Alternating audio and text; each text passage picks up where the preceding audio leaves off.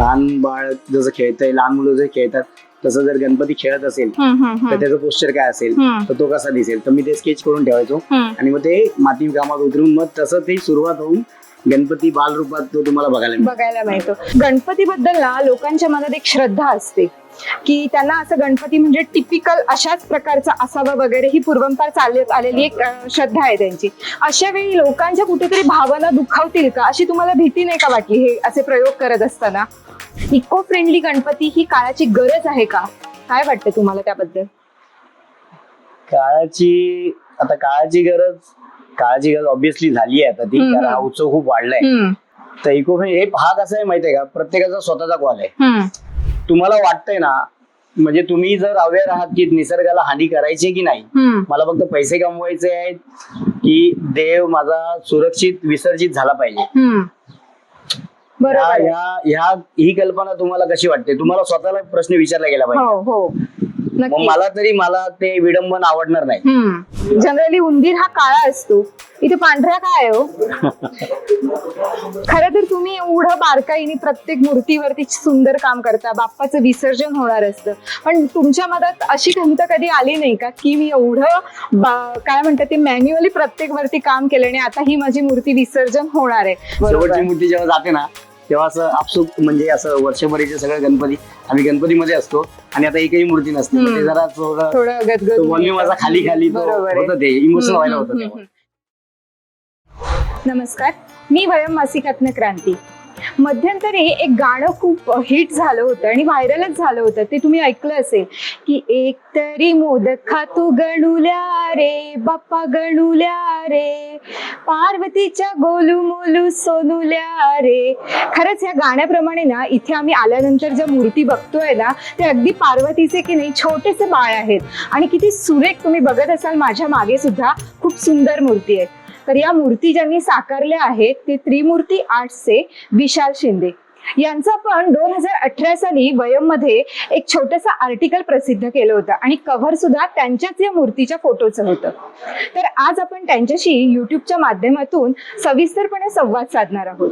सर्वप्रथम मी त्यांचं वयमचा सप्टेंबरचा अंक आहे गणपती विशेष अंक, तो देऊन त्यांचं या आजच्या आगळ्या वेगळ्या भागामध्ये स्वागत करते आणि पुढील गप्पांना सुरुवात करते.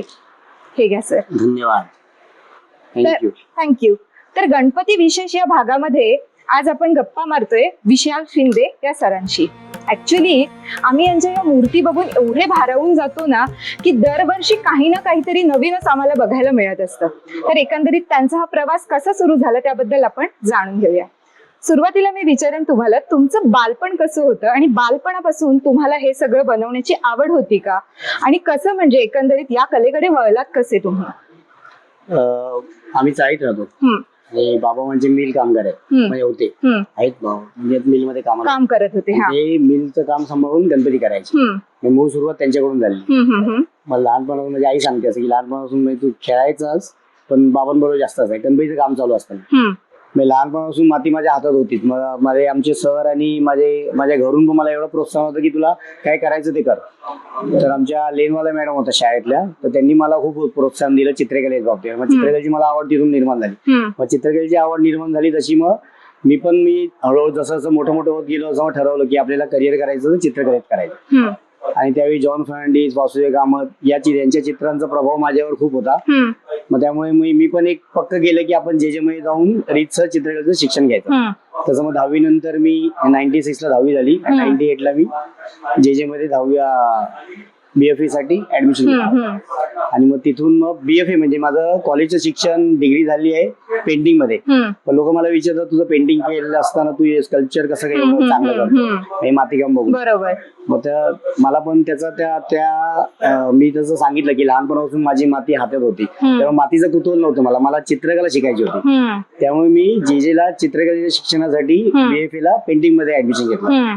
आणि ते पेंटिंगचा मला ड्रॉइंग आणि स्केचिंग किंवा मॉडेल रेंडरिंग, लँडस्केप त्याच्यामुळे मला मातीकामात खूप फरक झाला. तो शिक्षणाचा फरक मातीकामामध्ये खूप पडला. म्हणजे मी जरी भले स्कल्पचरचं शिक्षण घेतलेलं नसलं तरी ते मला स्केचिंग आणि ड्रॉइंगचा उपयोग मातीकाम करताना खूप होतो. पण मग हे तुम्ही शिक्षण घेतलं आणि पुढे त्यानंतर तुम्ही मग एवढी तुमच्याकडे छान चित्रकला होती, तुम्ही पेंटिंग मध्ये पुढे सगळं स्पेशलायझेशन केलं, मग असं कधी चांगल्या प्रकारे अॅनिमेशन मध्ये किंवा अन्य कुठे जॉब वगैरे करावा असं कधी वाटलं नाही का तुम्हाला? केला मी जॉब, म्हणजे मी 2002 ला पास आउट झालो आणि ते आम्ही मीनवाईल आमचा एक ग्रुप होता, त्या आम्ही ग्रुपने मिळून कामं केली बरीच, पेंटिंगची रिलेटेड पोर्ट्रेट साइट्स करायचो. तर 2007 ला मी एक अॅनिमेशन स्टुडिओ मध्ये ऍज अ बॅकग्राऊंड आर्टिस्ट म्हणून कामही केलं. तर तिथून म्हणजे 6-7 महिने खूप चांगलं काम झालं, खूप चांगल्या पगाराची नोकरी होती ती. मग असं वाटायला लागलं की आता सेट झालो, पण म्हणजे दुर्दैवाने म्हणा किंवा नशिबाने एक असं टर्न घेतला की तिथे त्यावेळी रिसेशन आलं आणि आमचं सॅलरीचा प्रॉब्लेम व्हायला लागला. आणि मग त्याच्यानंतर मग आम्ही तो जॉब क्विट केला आणि मग नंतर मी ठरवलं की आपल्याला जे म्हणजे उपजत आहे त्याच्याकडे काय लक्ष देऊ नये. मग तिथून ऍक्च्युली तो टर्निंग पॉईंट तिथून ठरला माझा आणि मग मी गणपतीवर फोकस केला आणि मग तिथून ती सुरुवात झाली, ती आता आजतागायत म्हणजे इथपर्यंत सुरू आहे. तुमचं त्रिमूर्ती हे नाव आहे तुमच्या ह्या म्हणजे व्यवसायाचं. तर त्रिमूर्ती हे नाव कसं सुचलं आणि त्यामध्ये अशा बालमूर्ती आपण बनवाव्यात ही पण कन्सेप्ट कशी सुचली तुम्हाला? त्रिमूर्ती नाव ऍक्च्युली हे माझ्या बाबांनी दिलेलं आहे. आपली आधी आम्ही चाळीत गणपती बनवायचो, तर त्यावेळी त्रिमूर्ती गणेश चित्रशाळा होती. त्रिमूर्ती का, तर आम्ही 3 भाऊ आहोत, 3 भाऊ आहोत. मी, माझा मोठा भाऊ सुनील, मी मधला विशाल आणि भूषण 3रा भाऊ. तर त्यामध्ये त्रिमूर्ती गणेश चित्रशाळा तेव्हापासून आहे. आणि नंतर आता थोडं प्रोफेशनल नाव आहे, आता त्रिमूर्ती स्टुडिओ आता पसारा वाढल्यानंतर आम्ही दिलेला आहे. आणि मी जसं सांगितलं की चाळीत आम्ही सुरुवातीला काम करायचो, तर चाळीत लहान मुलं अशी बाहेर खेळत बसायची ना, तर तिथून ती कल्पना सुचलेली आहे मला की लहान बाळ जसं खेळतंय, लहान मुलं जर खेळतात तसं जर गणपती खेळत असेल तर त्याचं पोस्चर काय असेल, तर तो कसा दिसेल. तर मी ते स्केच करून ठेवायचो आणि मग ते माती कामात उतरून मग तसं ती सुरुवात होऊन गणपती बालरूपात तो तुम्हाला बघायला मिळतो. जनरली आता आम्ही इथे आल्यावरती पण बघतोय की साधारण तुमच्या मूर्ती आहेत त्या म्हणजे आपण नॉर्मल माणूस आपण व्यवस्थित उचलू शकतो अशा भव्य दिव्य किंवा आपण जे बाहेर बघतो तशा नाहीये. त्यामागे पण काही कन्सेप्ट होती का तुमची? नक्कीच आहे. आता कसं होतं, बाहेर तुम्ही ज्या बघता मार्केटमध्ये त्या पीओपीच्या मूर्त्या, मेजरली पीओपीच्या मोठ्या वगैरे मूर्त्या, त्या पीओपीच्या म्हणजे हँडल करायला इझी जातात लोकांना, त्यामध्ये मोठ्या मोठ्या आकारात बनवू शकतो. तर मी आधी 2, 2.5, 3 फुटापर्यंत मातीच्या मूर्त्या बनवलेल्या आहेत. पण मातीला मुळातच वजन खूप असते आणि तो ठिसूळ प्रकार आहे, त्यामुळे आम्ही ते हाईट वर एक रिस्ट्रिक्शन आणलंय की म्हणजे तुम्हाला पण घेऊन जायला सोपी. आणि आम्हाला ऍक्च्युली आम्ही हाईट कमी करायचं कारण काय, कारण एक मूर्ती आम्हाला मातीकाम होऊन कलर पूर्ण होईपर्यंत जवळजवळ 20-25 हलते मूर्ती. मग त्याची ती वजनाला एवढं वजन 20-25 हलवायचं म्हणजे ते त्रास आहे, शारीरिक त्रास खूप आहे. त्यामुळे मग आम्ही एक हाईट लिमिट केलंय की 12 इंच आणि 15 इंच. आमच्याकडे तुम्ही बघाल तर मेजरली मूर्त्या 12 ते 15 इंच आहेत. त्याच्या मागचं कारण मूर्ती आहे. बरं, गणपतीबद्दल ना लोकांच्या मनात एक श्रद्धा असते की त्यांना असं गणपती म्हणजे टिपिकल अशाच प्रकारचा असावा वगैरे, ही पूर्वंपार चालत आलेली एक श्रद्धा आहे त्यांची. पण जेव्हा तुम्ही असे वेगवेगळे म्हणजे बघा, तुम्ही एक तो डमरूवाला गणपती जसं मगाशी आपण बोललो किंवा खेळणारा गणपती वगैरे दाखवलेलो, किंवा मोदकाला लपेटून बसलाय, कमळाच्या पानावरती झोपलाय वगैरे, अशा विविध प्रकारच्या कन्सेप्ट तुम्ही त्यात मांडल्या होत्या.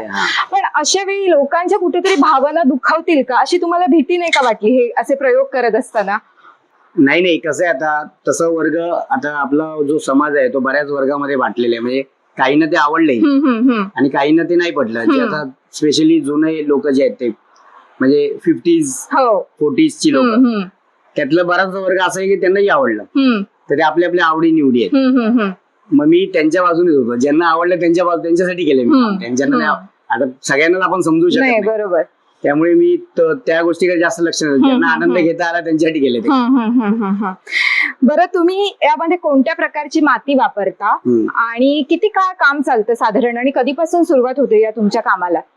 आता आमची सुरुवात कशी होणार, गणपती आता 17 तारखेला आनंद चतुर्थी आहे. गणपती जसे पाण्यात जातील तसे आता 2 स्टुडिओ आहेत आमचे. 2 स्टुडिओला 2 आठवड्याची सुट्टी असेल आणि 22-25 तारखेपर्यंत, 22-25 सप्टेंबर म्हणजे गणपती गेले की आठवड्याभराने आमचं काम सुरू होतं. कारण आता कसं, त्याचं कारण का की आता याची मागणी इको फ्रेंडलीचं हॅमरिंग एवढं होतं सोशल मीडियावर की आम्हाला तयारी ठेवावी लागते. कारण हे वर्ष संपलं की दुसरं वर्ष बघता येतं.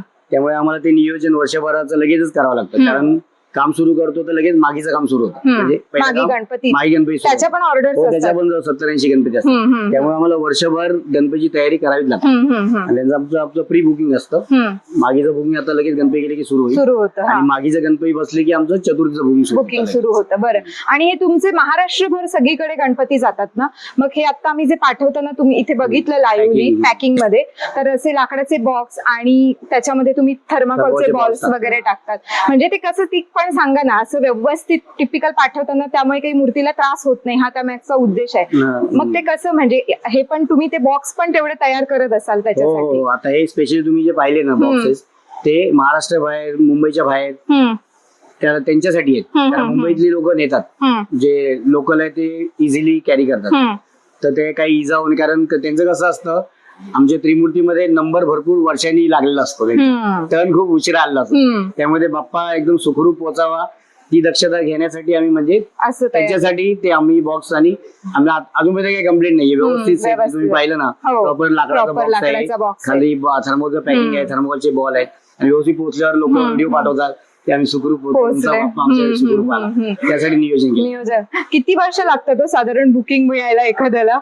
आता कसं, सुरुवातीला तुम्ही जे सांगितलं की ते कॉन्सेप्ट वाले गणपती होते ना, तर त्याचं कसं व्हायचं, आम्ही खूप लवकर बुकिंग बंद करायचो. कारण ते मॅन्युअल वर्क, हाती काम खूप असायचं, त्याला वेळ जायचं. एका मूर्तीला जवळजवळ 2-3 दिवस जायचे.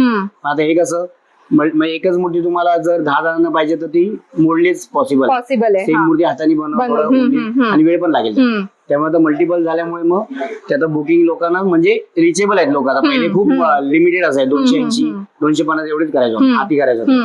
मग आता हे बुकिंग आम्ही लवकरात लवकर चालू करतो, आणि लोकांना बुकिंग मिळतं, म्हणजे मिळतं लोकांना, नाराज होत नाही. आता यावेळी 470 आहेत, पुढच्या वर्षी मे बी आम्ही प्लस असू, 500 प्लस असू. मग आम्ही बुकिंगचा एक पिरियड ठेवलेला आहे, फेब्रुवारी ते एप्रिल. त्या काळात लोक येऊन बुकिंग करतात. बरं, तुम्ही दरवर्षी काही ना काहीतरी नवीन कल्पना याच्यामध्ये आणतच असाल ना, आणि तुमचे निरीक्षण, जर मूर्तीचं बारीक निरीक्षण केलं ना, तर त्याच्यात तुमचं निरीक्षण शक्ती ना खूप छान दिसून येते. त्यातले बारकावे तुम्ही अगदी म्हणजे सुंदर रेखाटलेले आहेत. मग यावर्षी आपण हे ट्राय करून बघूया, अशा कल्पना तुम्हाला कुठून सुचतात, आणि त्यामागे काहीतरी थॉट प्रोसेस असते का तुमची?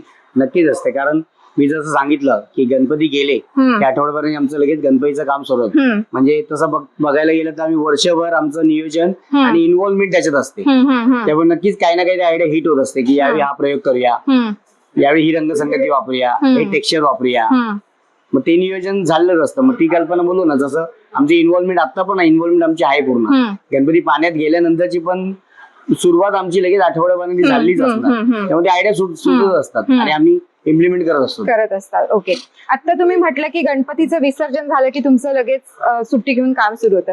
खरं तर तुम्ही एवढं बारकाईने प्रत्येक मूर्तीवरती सुंदर काम करता, बाप्पाचं विसर्जन होणार असतं, पण तुमच्या मनात अशी खंत कधी आली नाही का की मी एवढं काय म्हणतात ते मॅन्युअली प्रत्येक वरती काम केलं आणि आता ही माझी मूर्ती विसर्जन होणार आहे, तर कधीतरी असं वाटतं का मनाला की बाबा एवढं मी काम करतो आणि ते विसर्जन होणार आहे? काय भावना असतात तेव्हा? नक्कीच होतं ना. आता त्या अर्थाने म्हणजे जे बोलतात ना की तुमची मेहनत सगळी पाण्यात जाणार आहे, ती ते वाक्य आमच्या काम म्हणजे आमच्या प्रोफेशनला एकदम सेट होतं. ते खरंच आमची मेहनत पाण्यात जाणार आहे, कारण विसर्जन होणार आहे. ते होतच. आणि मी बऱ्याच इंटरव्ह्यू मध्ये बोललोय की आता आनंद आहे, गणेश चतुर्थी 7 तारखेला आहे. बाहेर गणेश चतुर्थी 7 तारखेला असते, आणि 7 तारखेला आमच्या कारखान्यात मात्र पूर्ण आनंद चतुर्थीचा माहोल असतो, कारण एकही मूर्ती नसते. त्याच्यामुळे त्याची मुवमेंट असते. ती शेवटची मूर्ती जेव्हा जाते ना, तेव्हा असं आपसुक म्हणजे असं वर्षभर इथे सगळं गणपती, आम्ही गणपतीमध्ये असतो आणि आता एकही मूर्ती नसते. ते जरा थोडं व्हॉल्यूम असा खाली होतं, ते इमोशनल व्हायला होतं. असं जनरली अशी सुंदर मूर्ती रेखाटताना, आणि तुम्ही एवढे वर्ष आता करताय, काय असतं तुमच्या मनात त्यावेळी भाव? असं वेगवेगळं क्रिएशन असतं की हे माझ्याकडून अजून किती सुंदर होईल, असं काय ते मनात काय चाललेलं असतं? कारण एका आर्टिस्टच्या मनात ना वेगवेगळ्या कन्सेप्ट त्यावेळी सुद्धा सुरूच असतात, तो शांत बसू शकत नाही. असतात ना, तो इटसेल्फ तो फॉर्म एवढा सुंदर आहे ना गणपतीचा, तो नेहमी दरवेळी काही ना काही आयडिया घेऊन जातो, आणि त्याच्याकडे बघितलं ना की काही ना काही सुचतं, अरे यात आणखी काहीतरी करू शकतो, अरे हे राहिलं ते राहिलं. त्यामुळे जसं सांगितलं तुम्हाला की वर्षभर मी त्याची इन्व्हॉल्वमेंट असते, आणि ते आपण आपसुकच तो फॉर्मच मला देत असतो की हा माझ्यात अजून हे बाकी आहे, हे कर. मग ते चालू असतं, त्या अनुषंगाने ते काम सुरू असतं. आता मी आल्यापासून इथे बघतेय ना, जनरली उंदीर हा काळा असतो इथे पांढऱ्या काय आहे हो? त्यातच मी एका पॉडकास्ट मध्ये क्लिअर केलंय. मी गेल्या वर्षी एक कमिशन वर्क आलं होतं मला. तर त्यांना असं ते लोक काय करतात, उंदरावर प्रयोग करतात औषधांचा. तर त्यांच्याकडे मीटिंग साठी गेलो होतो. त्यांनी स्केच सांगितलं होतं मला करायला की हाचा हात आलाय, हातावर उंदीर बसलाय आणि एक डीएनएचा फॉर्म आहे. तर मी ते स्केच करून गेलो आणि त्याच्यावर स्केच मध्ये उंदीर काळा गेला होता. तर ते स्केच वगैरे अप्रूव्ह झालं. बोला नाही हमको ये चुहा ब्लॅक नहीं व्हाईट चाहिए. असं कुतूहलाने विचारलं की व्हाईट किंवा असा ब्लॅक, जनरली उंदीर आपण ब्लॅक बघतो. तर त्यांनी सांगितलं मला की त्यांनी ऍक्च्युली त्यांचा अभ्यास असणं ऑब्विसली त्यांच्याकडून ज्ञान मिळालंय मला की ऐसा नाहीये, उंदीर आणि डुक्कर जी नैसर्गिक ब्रीड तयार झाली आहे निसर्गाकडून ती वाईट होती. आता कालांतराने ती घाणीत राहून किंवा मिक्स ब्रीड होऊन ती काळवंडली. ते मला तो पटला मला मुद्दा. आणि मी लगेच ते गणपतीच्याच दरम्यान होता. त्यावेळी प्रयोग मी पहिल्यांदा आमच्या साईडल्या गणपतीवर वाईट उंदीर केला. आणि तो उलट तो एवढा भावला लोकांना आणि मलाच तो स्वतःला बोलो शुभ्रमय स्वर्गातला देव स्वर्गात आहे, तो उंदीर पण असा काळा कुंड कशाला. तो उलट त्याला चांगला कॉम्प्लिमेंट करतो देवाला. तो मला आवडला. मग त्याच्या नंतरच्या वर्षी आम्ही सगळे उंदीर व्हाईटच केले. आणि या मूर्तीवरती ना ज्वेलरी जी आहे, जनरली आपण ज्या नॉर्मल मूर्ती वगैरे बघतो असं भयंकर असं भरलेलं असतं. कानात तर असं काय खूप सगळं त्याचे दागिने घातलेले असतात. तुमच्या मूर्तीनं तसं फार काही दिसत नाही का? तो बालगणेश आहे म्हणून तुमचं असं काही आहे का, की काय आहे त्या मागचं लॉजिक काय आहे? तसं नाहीये. ते मी जसं सांगितलं की हे ज्या शिक्षणामुळे थोडं आर्टिस्टिक माइंड असल्यामुळे मी खूप फ्रीडम घेतो. फ्रीडम जरी घेतलं तरी मी त्या एक लॉजिक, फ्रीडम म्हणण्यापेक्षा एक लॉजिकच्या मागे मी काम करतो.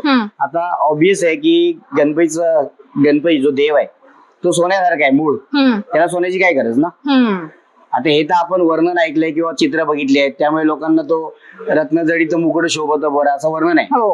एक माइंडसेट आहे ना लोकांना, त्याच्या माइंडच्या बाहेर नाही जात, त्या फ्रेमच्या बाहेर जाणार नाही लोक. त्यामुळे लोक त्याला काहीतरी सोनं. आता मी काम करताना एक आर्टवर्क म्हणून बघतो.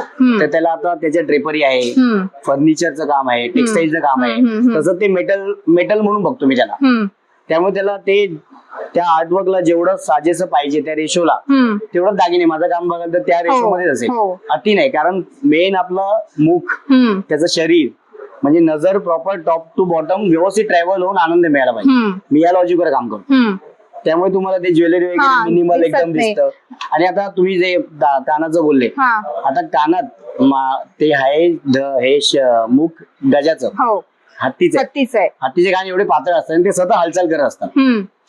तर आता ते कानात दागिने एवढा मोठा नाही होणार ना. त्याला दिला तर एक बाळी वगैरे ठीक आहे, ती बाळी पण त्या रेशोमध्ये असली पाहिजे, जेणेकरून त्याचं रूप विद्रुपीकरणाकडे जाता. मेन आपलं लक्ष कनेक्शन राहिलं पाहिजे. त्या गोष्टी मी जाम पाहतो. म्हणजे लॉजिकचा पूर्णपणे तुम्ही लॉजिकला काय जे बसेल तेच काम तुम्ही तुमच्या कलेमध्ये सुद्धा करता. तुम्ही फायबरच्या पण छोट्या छोट्या मूर्ती साकारताय ना. मग आता ह्या मूर्ती करायला लागल्यानंतरच तुम्हाला फायबर मध्ये करावं असं वाटलं का पुढे जाऊन? नाही, त्याचं मी 2000 मी पहिले आधी चाळीत काम करायचो ना. मग त्यावेळी फक्त गणपतीचं मातीकामच चालायचं. जसं प्रोफेशनली करण्यासाठी बाहेर जागा घेतली भाड्याने आणि हा व्यवसाय म्हणजे मूर्त्यांची मागणी वाढली ना, त्यावेळी कसं गणपतीचं काम फक्त एक ठराविक कालापुरतीच सीझनल काम आहे ना ते. मग नंतर मग काय करायचं वर्षभर, कारण जागा भाड्याने घेतली आहे, थोडं रोलिंग चाललं पाहिजे. मग तेव्हा तिथून आयडिया आली की आता उरलेल्या महिन्याभरात मग तेव्हा फायबरचे गणपती गेले छोटे, मग ते मल्टिपल गेले, मग त्याची थोडी मागणी वाढली. मग ते हळूहळू तिथून ते ग्रोथ झाली. आणि मग आता बऱ्याच आमच्या स्टुडिओ म्हणजे फायबरचं वेगळं युनिट आहे आणि मातीचं एक वेगळं युनिट वाढलाय तो पण. तुमच्याकडनं अनेक मोठे महान व्यक्तींनी सुद्धा या गणपती नेलेले आहेत. आम्ही त्यांचे व्हिडिओज पण बघितलेले आहेत. आणि जेव्हा अशा अनेक लोकांपर्यंत तुम्ही आता जाऊन पोहोचलायत आणि लोकांकडून तुम्हाला तुमच्या या मूर्तींसाठी प्रचंड मागणी आहे. आपण सुरुवात जिथून करतो ना त्याची प्रगती झाली आणि अशी मागणी आली की आपल्याला एक समाधान मिळतं. आणि हीच मूर्ती अशी पाहिलीत तुमच्या घरातली हीच मूर्ती तुम्ही पूजेसाठी वापरत असाल. घरातल्यांचे काय अनुभव आणि काय प्रतिक्रिया असतात तुमच्या या कामांबद्दल? नाही, त्यांना तसं म्हणजे प्राऊडच फील प्राऊड फील तर होणार. बाबा आई माझा आता माझा भाऊ इन्व्हॉल्व झाल्यामुळे थोडं मला एक सुनील शिंदे जसा माझा मोठा भाऊ तो असं माझं बुकिंग वगैरे अकाउंटिंग सगळं तो सांभाळतो. आणि लहान भाऊ आहे भूषण शिंदे, तो बाहेरचं मार्केटचं सगळं सांभाळतो. तर त्यामुळे याची ग्रोथ खूप म्हणजे तो स्पीड खूप वाढलाय. म्हणजे आम्हाला आता आम्ही लोकांच्या मागणी पुरवठा करण्यासाठी तोकडे पडतो.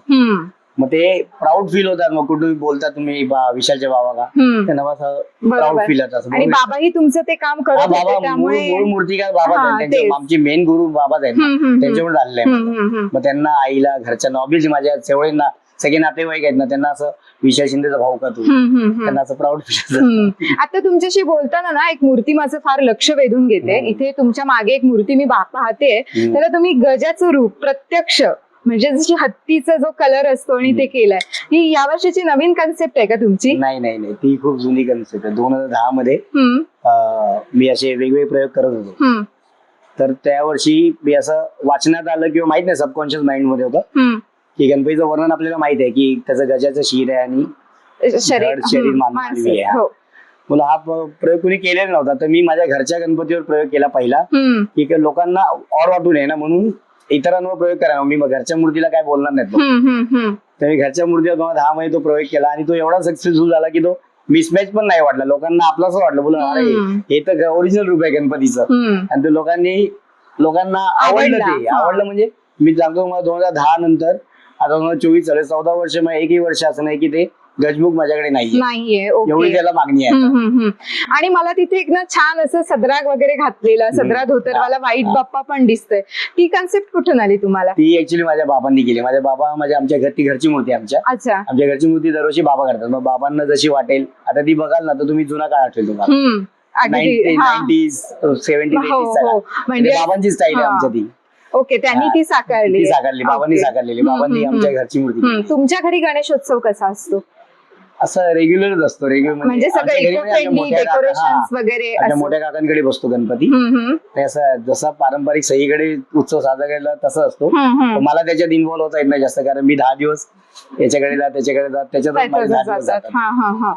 असं तुम्हाला कधी वाटलंय का आता एवढ्या वर्षानंतर की मी शिकलो पेंटिंग, करतोय मूर्तिका, पण त्या दोघांचंही म्हणजे मला आता खूप अभ्यास होतोय, म्हणजे मी पेंटिंग शिकलोय पण त्याचा मला म्हणजे मदत होते त्याची, असं बरेचदा वाटतं का तुम्हाला? कारण कसं दोन्हीचे आर्टिस्टिकली हे वेगवेगळे आहेत ना, फंडे मेजरमेंट वेगवेगळी आहेत, तर ते तुम्हाला तेवढंच पेंटिंग साथ देतं का या कलेमध्ये? नक्कीच. आता तुम्ही म्हणजे हे जे काम बघून आलात ना, हे वेगळे पण काम वेगळे पण जे बघून आलात ना, ती ऊर्जा आणि ते शिक्षणामुळेच हे मला इथे इम्प्लिमेंट करता आलं. म्हणजे जसं तुम्ही स्किन टोन पाहाल, ज्वेलरीचे डिटेलिंग, ड्रेपरीचे फोल्ड, जे फॉल जो पडलेला आहे, जे फर्निचरचं जो एस्थेटिक आहे ना, तो तिथून आलेला आहे. मी कुठे कामात कुठे थांबायला पाहिजे तुम्हाला, बरोबर. मग त्याची मला नक्कीच मदत झाली.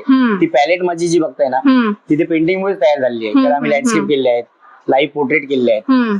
ते रंग संगती, कोणता रंग कोणत्यावर मिक्स केल्यावर, कुठे अप्लाय केल्यावर कसा दिसू शकतो, कोणता रंग बाजूला आल्यावर त्याचा इम्पॅक्ट काय असू शकतो, तुम्हाला पेंटिंगचा इम्पॅक्ट आहे. तो मूर्तीमध्ये तुम्हाला जो कॅची जे होतं दिसतंय ना, जे थांबवतंय तुम्हाला मूर्ती, तो सगळा पेंटिंगचा प्रभाव आहे. मग त्याची नक्कीच मला मदत झाली. आता आपलं वयम हे मुलांचं मासिक आहे. जनरली ह्याचा वयोगट आपला एक साधारणतः 8 ते 15 वर्षाची मुलं आहेत. या काळात ना मुलांना खूप आवडतं मातीत खेळायला वगैरे, किंवा आपण सुद्धा काहीतरी करावं असं वाटतं, पण पालक जनरली मुलांना ना याकडे जाऊ देत नाही, की बरं नको रे मातीत खेळू किंवा नको ह्याच्यात जाऊ. अशा पालकांना तुम्ही काय सांगाल की मुलांना लहानपणापासून अशी गोष्टींची जर आवड असेल तर त्याकडे पाठवावं का की रोखावं? नाही, मी नक्कीच सांग. आता माझ्याकडे तर असं तुम्ही विरोधाभासात बोलले एकदम. माझ्याकडे ते मुलांना पाठवतात पालक की तुमच्याकडे येऊ दे याला. म्हणजे याचा इम्पॅक्ट एवढा झालाय आता की लोकांनी आता, आणि ऑब्व्हियसली सोशल मीडियामुळे भरपूर पोहोचलोय, म्हणजे घराघरात पोहोचलोय आपण, की मातीची आवड निर्माण झाली आहे. बरेचसे स्टुडंट तयार झालेत. मग याचं कसं, एक आता आमच्या माझ्या जे मधून सरांनी मला भरपूर असं बोललं की तू एक चांगला सेट केला ट्रेंड. म्हणजे आता मुलं दुसरी काही कामं नाही तर ऍटलिस्ट हंगामी तुम्ही गणपती तरी करू शकता, तुमचा एक हात चालू राहतो, आणि उपजीविका म्हणून याच्याकडे नक्कीच बघितलं जाऊ शकतो. तर हे पूर्ण नियोजनाचं काम आहे, हे तारखेचं काम आहे. त्यामुळे तो तर नंतरचा विषय खूप. पण जसं तुम्ही बोललात की तर मी पालकांना हेच सांगेन की मुलांना जे वाटतं ते करून द्यावं. माझा इंजिनियर, डॉक्टर खूप कॉमन झालेलं आहे, आणि ती वेगळीच फील्ड. आणि मी तुम्हाला म्हणजे आता माझा मोठेपणा नाही किंवा कलाकाराचा मोठेपणा नाही, तुम्हाला इंजिनियरला, डॉक्टरला, कोणत्याही श्रीमंताला जर मूर्ती पाहिजे असं माझ्याकडे द्यावं लागतं. बरोबर आहे. म्हणजे तुम्हाला हे पण कला काही छोटी कला नाही. बरोबर आहे. आम्ही देव घडवतोय, किती बापरे किती मोठं काम आहे. आम्ही खूप नशिबान आहोत. मग जर खरंच मुलाला आवड असेल तर त्याला करू द्यावं. फ्रीडम, बाकी नशिबावर सोडावं थोडं, काय सगळंच आपल्या हातात नाहीये. मी पालकांना हेच सांगेन की जर आहे मुलाला आवड मातीकामात, चित्रकलेत, तर त्यांना फ्रीडम द्या, त्यांना करू द्या. त्यांची मेहनत करा, त्यांना करू द्या. 100% त्यांना देऊ द्या. पुढचा रिझल्ट त्यांना 100% भेटेल. म्हणजे हा माझा पर्सनल अनुभव सांगतोय की मला घरून फ्रीडम होतं पूर्ण, आणि तो आता हा तुम्हाला फळ दिसतंय, तुम्ही जे आउटपुट जो आहे बघतोय आपण ते नक्कीच. आता हे सगळं बघितल्यानंतर ना मिस्टर परफेक्शनिस्ट ही अशी तुम्हाला जर उपमा दिली तर ती काही चुकीची ठरणार नाही. पण मिस्टर परफेक्शनिस्टचा फॉर्म्युला तुमच्या डोक्यात काय आहे? मिस्टर परफेक्शनिस्ट कलेमध्ये असावं म्हणजे काय असावं? नाही, परफेक्शनिस्ट आता ते तुम्हाला, म्हणजे मी सोडून तुम्हाला सगळ्यांना माझं काम परफेक्ट वाटतं. कारण आम्ही कलाकारांच्या दृष्टीने नाही तर आम्ही सामान्य माणूस म्हणून त्याकडे तुम्हाला ते कला म्हणून थांबवतो माझं काम. पण मला अजून खूप परफेक्ट व्हायचंय. परफेक्ट व्हायला आता आयुष्य अजून भरपूर. ते तर आहे, पण हा काय म्हणजे आम्हाला जो दिसतो त्या मागचा फॉर्म्युला काय आहे? नाही, फॉर्म्युला असं काही नाही, अभ्यास आहे तो. जेचं शिक्षण आहे. मी जेवढं जवळ जाता येईल निसर्गाच्या तेवढं प्रयत्न करतो. मग निसर्ग सगळ्यात महान आहे. मी निसर्गाला देव मानतो. निसर्ग तुम्हाला एखादं हिरवळ पान, हिरवळ पावसाने भिजलेलं गवत दिसतं, तुम्ही आनंद मिळतो ना, तोच आनंद मी याच्यात ओतायचा प्रयत्न करतो. म्हणजे तेच मला सांगायचं काय, मी निसर्गाच्या जास्तीत जास्त जवळ जायचा प्रयत्न करतो. मी केस दाखवायचा प्रयत्न करतो. डोळ्यासारखा वाटला पाहिजे, स्किनच्या जवळची वाटले पाहिजे. त्यामुळे समोरचा व्यक्ती थांबतो आणि बरे अरे यार गणपती जिवंत वाटतो. मग ते परफेक्शनची माझी व्याख्या तीच आहे. सध्या इको फ्रेंडली गणपती ह्याचं खूपच म्हणजे सगळीकडे आपण बोलतो की जो तो आपल्याला सांगतो की इको फ्रेंडली गणपती असावा, कारण प्रदूषण वाढतंय. मोठमोठे आपण बाप्पा बघतो ते तसेच पाण्यामध्ये कधी आपल्याला तरंगत पण राहताना दिसतात. तुम्ही पण इको फ्रेंडली गणपती बनवताय शाडू मातीचे. इको फ्रेंडली गणपती ही काळाची गरज आहे का? काय वाटतं तुम्हाला त्याबद्दल? काळाची गरज ऑब्विसली झाली आहे आता ती, कारण हा उत्सव खूप वाढलाय आणि प्रत्येक एक घर सोडून दुसऱ्या घरात मूर्ती आहे बसते. आणि कालांतराने अजून 10-25 वर्षांनी ते चित्र वेगळं असेल. मागीचा उत्सव पण वाढायला लागला. म्हणजे जवळजवळ वर्षभर, आता अजून 50 वर्षांनी असं वाटेल की वर्षभर गणपती चालू आहे. बरोबर. त्यामुळे काळाची गरज पुढे तर निर्माण होईलच. आणि आता सोशल मीडियामुळे तो अवेअरनेस आलेलं पण आहे आणि लोक त्याच्याकडे बघतात पण आहे. लोक आमच्याकडे येतात ना इको फ्रेंडली. पहिला प्रश्न हा असतो की इको फ्रेंडली आहे. तर त्यामुळे माझं तर आता बाबांनी सुरुवातच इको फ्रेंडली म्हणजे मातीपासूनच केली. आम्ही तेव्हापासून आता आजतागायत प्लास्टर मध्ये कधी काम केलं नाहीये. तर इको फ्रेंडली हा कसा आहे माहितीये का, प्रत्येकाचा स्वतःचा कॉल आहे. म्हणजे मी प्रत्येक मूर्तिकाराबद्दल बोलतोय असं नाहीये. तो मी माझं व्यक्तिगत मत आहे माझं. ते प्लास्टरची मूर्ती करणाऱ्यांचा असू दे, कोणाचाही कॉल वेगळा असू शकतो. तर माझा पर्सनल कॉल आहे की तुम्हाला वाटतंय ना, म्हणजे तुम्ही जर अवेअर आहात की निसर्गाला हानी करायची की नाही, मला फक्त पैसे कमवायचे आहेत की देव माझा सुरक्षित विसर्जित झाला पाहिजे, ही कल्पना तुम्हाला कशी वाटते? तुम्हाला स्वतःला प्रश्न विचारला गेला पाहिजे. मला ते विडंबन आवडणार नाही. आणि ऑब्विसली आता आपण दुसऱ्या दिवशी जे समुद्राला जातो जे बघतो चित्र, हे 10 दिवसच चर्चा होती. नंतर आता कसं लोक बोलतात ना की अरे हा आपला उत्सव आहे, असं बद्द नाही झालं पाहिजे, एवढ्या मोठ्या मोठ्या मूर्त्या, ही आपली मुंबईची शान आहे. शान बिन काही नाही, हे बोलून बोलून हॅमरिंग करून गेलेलं आहे. एकाने सांगितलंय, दुसऱ्याने ऐकलंय, मग तिसरा बोललाय अरे हा असे मोठे मोठे मूर्ती. मी त्यांना पण ब्लेम करणार नाही. वाटतो त्याचा इम्पॅक्ट वेगळाच ऑब्विसली. असं जेव्हा मोठी मूर्ती आपण बघतो त्याचा इम्पॅक्ट येतो. तो लहानपणापासून आपण बघितलेला आहे, सबकॉन्शियस माइंड मध्ये आहे. पण मूर्ती छोटी पण पुरलीच जाऊ शकते ना. बरोबर. तुम्ही जी मोठ्या मूर्तीमध्ये उतरवताय ते छोट्या मूर्ती उतरवा ना, तो फील द्या. आणि शहराच्या दृष्टीने छोट्या मूर्त्या कधीही सोयीच्या बघा ना, घर लहान असतं त्यात बऱ्याच गोष्टी आहेत. आता तुम्ही ट्रॅफिक वगैरे छोट्या छोट्या गोष्टी भरपूर त्रासदायक आहेत त्या. आता बोलायला गेलो खूप मोठा चॅप्टर ओपन होईल, पण ते न बोललेलंच बरं. तर मी बोललो ना, जसं बोललो की पर्सनल कॉल आहे माझा असतो की माझी मूर्ती सुरक्षित विसर्जित झाली पाहिजे. त्यामुळे माझा अट्टा असं आहे की इको फ्रेंडलीज. त्यामुळे आम्ही मूर्त्या पण छोट्या करायचं कारण तेच आहे की आम्ही आता फ्युचर मध्ये हा पुरवठा बऱ्याच लोकांना करावा लागणार आहे. बरोबर. मग जेव्हा छोटे असतील तेव्हा आम्ही पुरवठा करू शकतो लोकांना. आणि एकंदरीत हे सगळं तुमचं टीम वर्क आहे. सो टीम वर्क दिसतं नेहमीच तुमच्या सगळ्या कामातून. साधारण कशी टीम काम करते तुमचं, म्हणजे प्रत्येकासाठी वेगळा आर्टिस्ट वगैरे आहे का तुमच्याकडे, कसं आहे? ऑब्विसली टीम म्हणजे माझी टीम, सगळं हे जे काम आहे ना, हे कामाचं श्रेय माझ्या टीमलाच देईल. कारण त्यांचं कसं आहे, त्यांनी पण मूर्त्यांची ऑर्डर घेतलेली असतात, तर त्यांचा वेळ माझा वेळ मॅनेज करून हे काम संपवतो आम्ही. तर ती मॅनेजमेंट कशी असते, आम्ही प्रत्येकाला जसं तुम्ही बोला की काम वाटून दिलंय, म्हणजे मी शेडिंग, लिखाई, मेन जी काम आहे ती मी करतो, बाकी छोटी मोठी कामं माझी टीम पूर्ण संपवते. ऍक्च्युली हा जो आउटपुट दिसतो तो टीम वर्क शिवाय शक्य नाही. एकंदरीतच आज तुमच्याशी ज्या आम्ही गप्पा मारल्या त्यातून आम्हाला खूप तुमच्याबद्दल गोष्टी कळल्या. छोटे छोटे बारकावे आहेत तुमच्या बोलण्यात, कलेमध्ये, ते पण आम्हाला समजले. आमच्याशी छान गप्पा मारल्यात त्याबद्दल थँक्यू सो मच. धन्यवाद. आणि तुम्हाला हा इंटरव्ह्यू कसा वाटला ते आम्हाला युट्यूबवर कमेंट करून नक्की कळवा. इथे या छोट्या छोट्या अशा खूप आकर्षक मूर्त्या बघून ना, अगदी मी गाणं म्हटलं ना सुरुवातीला तसं त्यांना छान घट्ट मिठी मारून ना छान प्रेम करावं, अंजरावं, गोंजारावं असं मला वाटतंय. सो ह्या खूप रंजक गप्पा तुम्हाला कशा वाटल्या ते कळवा. वयमचे सभासद नसाल तर सभासद व्हा. Thank you so much. Ganpati Bappa Morya.